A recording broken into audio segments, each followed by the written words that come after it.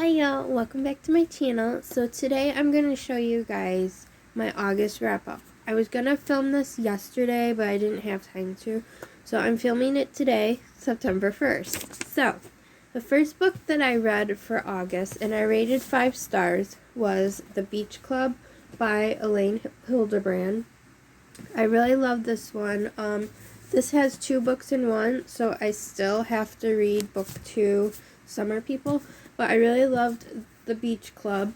I rated it 5 stars. I just thought it was cute and very interesting, and I really felt like I was in the book with the characters, the way they were talking about the scenery and stuff that was going on at the beach club, so I really enjoyed it. This was only my second book I've read by Elaine, so I'm hoping to read more of hers in the future. I'm in fact hoping to read Summer People this month for Jeopardy!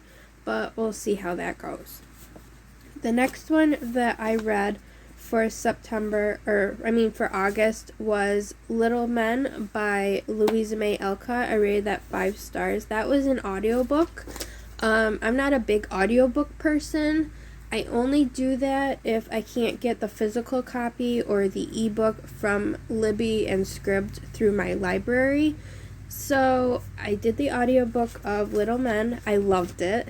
Surprisingly, I kept putting off reading that one because I loved Little Women so much. I was afraid that I wouldn't like Little Men, but I did, and I rated it 5 stars. I thought it was a cute, adorable book to read about Jo and her sons.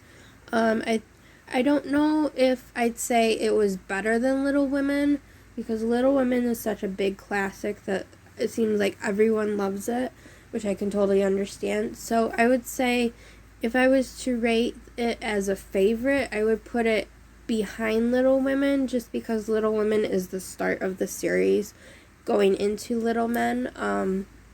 So yeah, I love that one. The next one that I read that I rated 5 stars was Flirting with Fate by JC Cervantes. This I rated 5 stars. This was the first time I read one of her books in this series, but I really loved it. I will be reading more of her books. I just loved how the storyline was about Ava, the girl right here on the cover.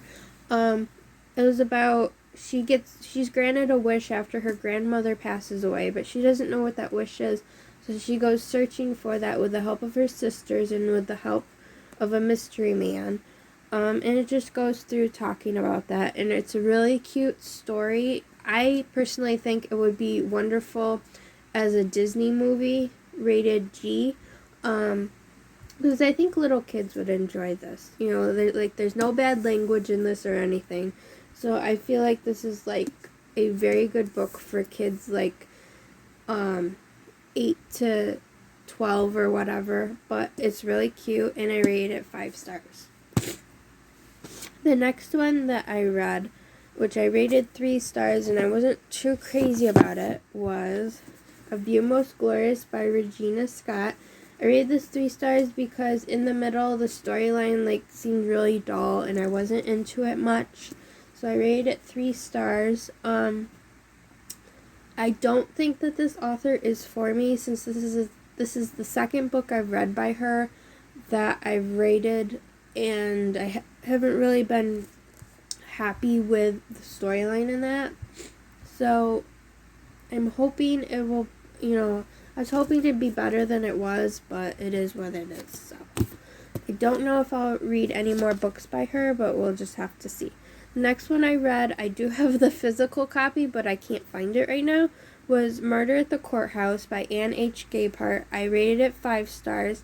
I've read her other contemporary books, but I've never read a mystery by her, so I thought I would give it a try. I actually won the book through her website newsletter, because they were having a giveaway, and it was a month after my dad passed away, so I entered that, and she put a nice little note in it for me, telling me, that she hopes things go well for my mom and I since my dad's been gone, so I thought that was really nice. But I rated it 5 stars. I absolutely loved it. It reminded me of Hallmark Channel's Aurora Teagarden movies, and it also reminded me of Murder Freshly Baked by Hallmark Channel. I think that's why I loved it, because I love the concept. Like, I felt like the story in those movies were like very similar, so I really enjoyed that one. The next one that I read, which was an ebook, was City of Bones by Cassandra Clare. This was my first time reading any of her books, so I wasn't sure if I'd like it, but I loved it. I rated it 5 stars. Clare and Jace in the book are my favorite characters. They're my favorite troop. They're my favorite ship. Everything. I just absolutely loved it. I guess that's it that I have to say about the book. But yeah, I absolutely loved it, and I hope to read more in that series, either this month or in the coming months. The next one that I read, which I wasn't too crazy about, and I rated it 3 stars, was Cherished Farrah by Bethany C. Morrow. I rated this 3 stars because Goodreads listed it as a horror, and I don't see it as a horror. So I just didn't see horror in this, and I'm not a big horror genre reader, so that's why I don't read a lot of it this time of year, but I did give this one a try. I didn't see any horror in it, so I'm not really sure why it was listed as horror. It's basically about 2 black girls that are in a country club community, and one has black parents and the other has white parents. And this best friend, Cherish, she was adopted by a white wealthy family, and is something that Farrah calls white girl spoiled, which really bothered me because not all white girls are spoiled. I was not spoiled growing up. My parents didn't believe in that. They both worked hard for what we had when I was growing up, and my parents instilled that to me, that if I want to do something or if I want something, I have to work hard in order to get it. That it will not be handed to me through life. So that's why this book bothered me, that it made whites look like we're privileged and look like that it's easy to get certain things. It's not. It really is not. We go through life, we all have disabilities, and that it's hard to get things to help us through life. So that's why I disagreed with this book when it said white girls are spoiled, and I didn't agree with that. But yeah, that's why I rated this 3 stars. I mean, the concept was good, the storyline was good, but saying that white people are spoiled, I totally disagreed with that. The next one that I read was Second Chances by T.M. Franklin. That was an ebook I read. I rated it 5 stars. I really enjoyed that one. It was a cute romance set during Christmas time, so that's why I think I really enjoyed it. I'm hoping to read more by the author in the future. Actually, when I posted my review of that on Instagram, the author she messaged me about it. She's like, "Oh my gosh, I have a new reader." I said, "Yes, I loved your book so much." And so she's hoping that I'll read more of her books, and I told her I definitely want to. If it comes up that I have to read book 2 in that series for Jeopardy, I definitely will. The next one that I read, which was an ebook as well, was The Girl on the Train by Paula Hawkins. I rated that 2.5 stars because it was just too crazy for me throughout the book. This girl's like drunk and she's stalking her ex-boyfriend, and I just didn't go for that. I'm like, who does that? That's just weird. So I rated it 2.5 stars. It was a thriller, but I've read better thrillers. I feel like The Woman in the Window was a copy to this one, even though The Girl on the Train was written before The Woman in the Window. But I just didn't care for it. The next one I read that I rated 5 stars was Behind Love's Wall by Carrie Fancett Pagels. This author actually sent me a friend request after I posted my review. She was really excited that I had read this, and that I rated it 5 stars. She gave me some book recs of similar stories that she's written up that relate to this story, so I will definitely be looking into reading those, hopefully this month for Jeopardy, in case I need extra books to read for a certain prompt that I don't have a book for. So this one was really cute. It was basically about two women who were 120 years apart, trying to find the history of a grand hotel at Mackinac Island in Michigan. So I really found that interesting because this hotel just sounded like so cool, and I was really glad that I was learning about that. The next one that I read, which I rated 5 stars, was The Shore by Katie Runde. This is her debut book. So I gave it a try because I won it last year through Scribner, which is owned by Simon & Schuster. And I rated it 5 stars. I thought it was really cute. It was a book. And basically, the way I described it in my review was, it was like a clean Jersey Shore book. There was no drinking, there was no swearing, no partying. It was just about a family and their girls that went on vacation or lived there on the shore one summer, and it just tells that story. There is a death toward the end of the book, which was really sad. But that's about like the only trigger, I can't think of, I'm trying to think what the other triggers were, but for right now, I know there's a death in that book. Okay, the next one that I read, which was an ebook, was Vampire Academy by Richelle Mead. I rated that 5 stars. I've wanted to read that for a while, ever since I finished the Twilight series a few years ago. And I really enjoyed this one. And since the show is coming out on Peacock, which is owned by NBC, I wanted to read book 1, and then I wanted to watch episode 1 when that comes out this month in September. So I really enjoyed that one. I thought it was really good. I just found it like really, really good.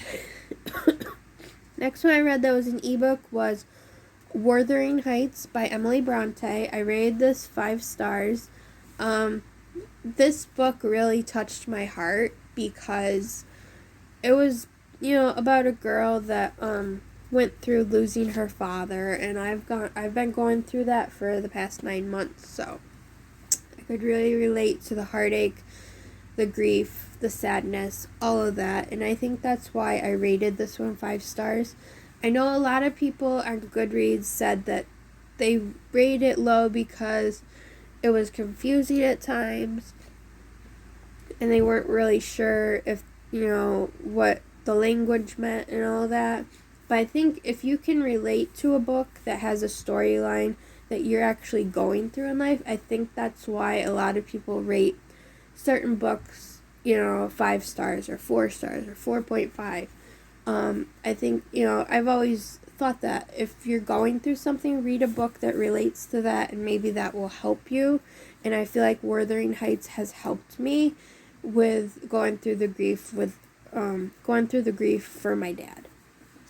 The next one I read, which was an ebook, was City of Ashes, which was book 2 in the Mortal Instruments and Shadowhunter series.